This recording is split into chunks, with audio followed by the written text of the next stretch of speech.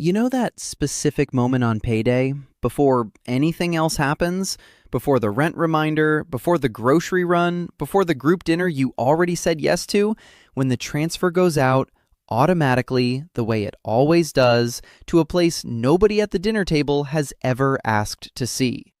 Not because you sat down and decided, not because you remembered, because you set it up once, a long time ago, to happen whether you thought about it or not, and now it just does, quietly, the same morning every month, before the rest of the money becomes anything else.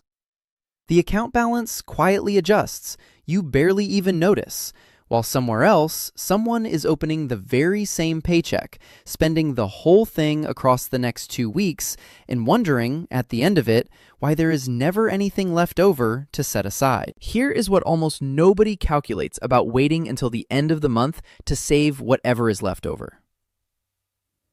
There is almost never anything left over. Not because the income isn't enough, not always, but because spending expands to fill whatever space is available. A dinner that wasn't planned, a purchase that felt small at the time, a convenience that adds up to a habit nobody tracked. And the system is built precisely for this. Every subscription renews quietly. Every one-click purchase skips the friction. Every treat yourself message is engineered by people who have studied, in precise detail, exactly how to separate you from money you intended to keep. The trade-in program, the free trial that converts automatically, the finance plan that breaks a large number into small monthly installments that never quite feel like the full amount. All of it designed around one fact. If the money stays in the account long enough to be seen, it will eventually be spent. Paying yourself first removes the decision from the end of the month, where the spending has already happened, to the beginning, where the money is still intact and the choices haven't started yet. The difference over time is not small. Someone who moves 10% of their income the morning of every payday, before opening any app, before checking any balance, and does this consistently for 30 years, will accumulate a fundamentally different number than someone who intends to save and does so only when something survives. Not because of investment returns, simply because the money was moved before it had a chance to become something else. Nobody hands you that math when they encourage you to live a little. You only meet it later, quietly, watching two people with identical incomes arrive at 60 with completely different numbers, and understanding finally exactly why. There is a name for what is actually happening when someone builds this system. Psychologists call it a commitment device, a choice made in advance that removes a harder choice later. Research by Roy Baumeister at Florida State University showed that self-control is not unlimited. It depletes across the day, the way physical energy does, each decision drawing from the same finite reserve, until the reserve runs low and the easier, more expensive choice starts to win. Paying yourself first is not about having more self-control.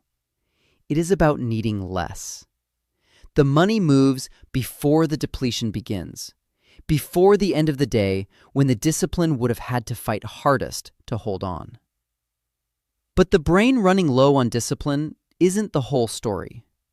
There is a second force at work, the one that makes the first so difficult to start with. For decades, the cultural script has been the same. The paycheck arrives and the spending starts.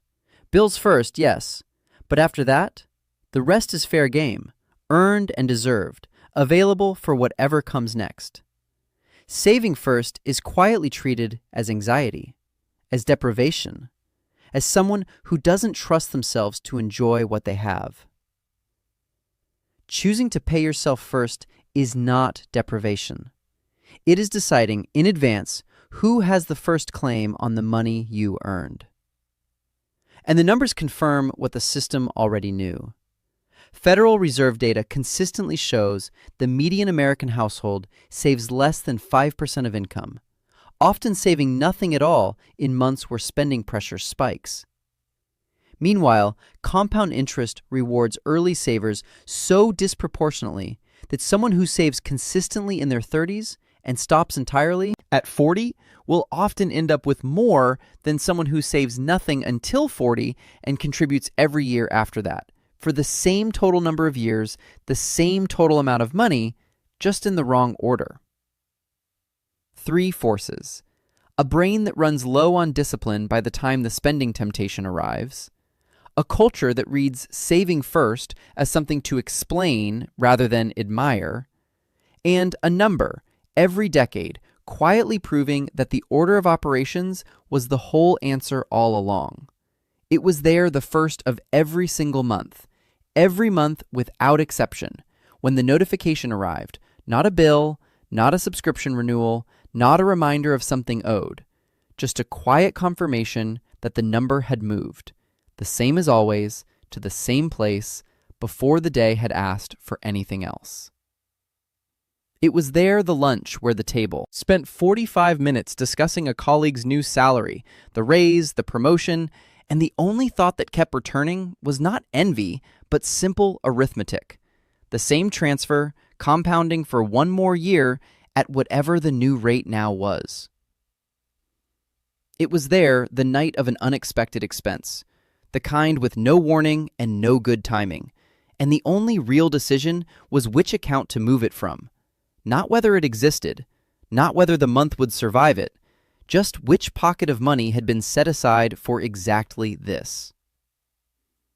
It was there the quiet realization, sometime in your late 30s, that you and the person sitting next to you at work, same salary, same starting year, same city, had arrived at completely different numbers. Not because of luck, not because of raises, because one of you had made one single automatic decision at the beginning of every month, and the other had always meant to. It was there in the specific, quiet ease of a financial conversation that required no performance, no explanation, no pivot away from a question about savings, because the answer had been taken care of long before the question arrived, on the morning of every payday, without anyone having to ask. These are not people who earn more than everyone else. Most of them have had the same conversations about money that everyone has.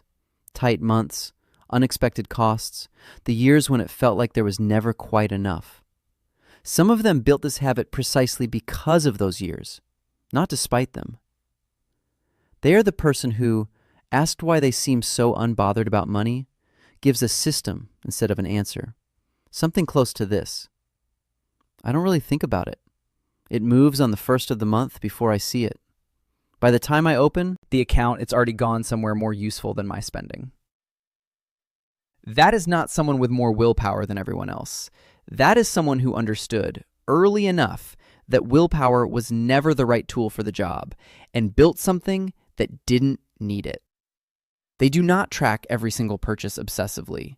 They do not budget down to the last dollar. They set one number, automate one transfer, and let the rest of the month take care of itself. They are not anxious about money.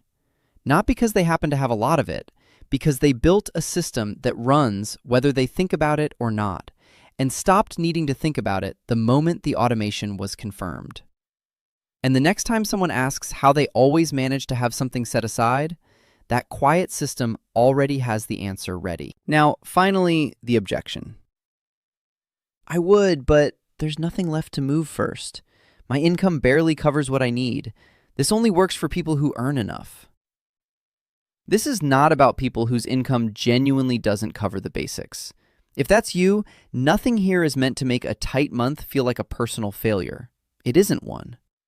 This is about people who could spend it all and built a system that made sure they never did. And the amounts carry more weight than the objection assumes. The research is consistent. The percentage moved first matters far less than the fact of moving it first. Someone who automates $50 a month before touching anything else will, over time, accumulate more than someone who intends to save $500 and does so only when something is left. because something is almost never left. The system does not require a large income. It requires a first line in the budget that belongs to the future rather than to whatever comes next. The people who always pay themselves first are not wealthier than everyone else to begin with.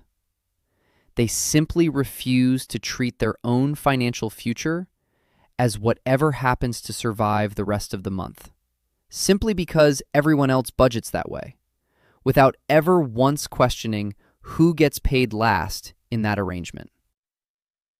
Here is what most people get backwards. The person who spends freely all month and saves whatever survives is not more present, more spontaneous, more at ease with money. They are simply paying everyone else first: the landlord, the subscription service, the impulse purchase, the dinner, and treating their own future as the last item on the list. The person with the automated transfer reversed that order. One decision, made once, running quietly in the background every single month, and the rest of the month happens with what remains, the way it always did, just with one permanent line already accounted for, before the spending had a chance to begin. A decade of that single decision, compounding quietly, is worth more than a decade of good intentions arriving late every month. Most people save what's left after spending. These people spend what's left after saving. And the person who built that system is not depriving themselves. They simply decided, once and permanently, that they were worth paying before the month had a chance to spend the answer for them. There's a moment people who always pay themselves first all describe in almost the same way. It is not the month the account finally hit a number that felt real. It is not the moment the investment crossed a threshold they had been watching for years. It is an ordinary Tuesday, opening a bank app out of habit, and noticing that the number has moved, quietly, automatically, the way it does every month, and feeling something close to nothing about it. Not relief, not pride, just the specific absence of the worry that used to live in that Tuesday morning, back when the same app showed whatever had survived the previous 30 days. Not because the amount is large, because the system is running, and has been running, and will keep running, whether this particular Tuesday is good or difficult or unremarkable. The transfer was never the point. What it said about who comes first in your own financial life was. 10 years from now, nobody asks when you set up the transfer. They ask what it built in all the months you let it run. When did you set up the transfer, and what made you finally do it? Has anyone ever made you feel like building that system was the wrong call? Drop it below. We read every single one.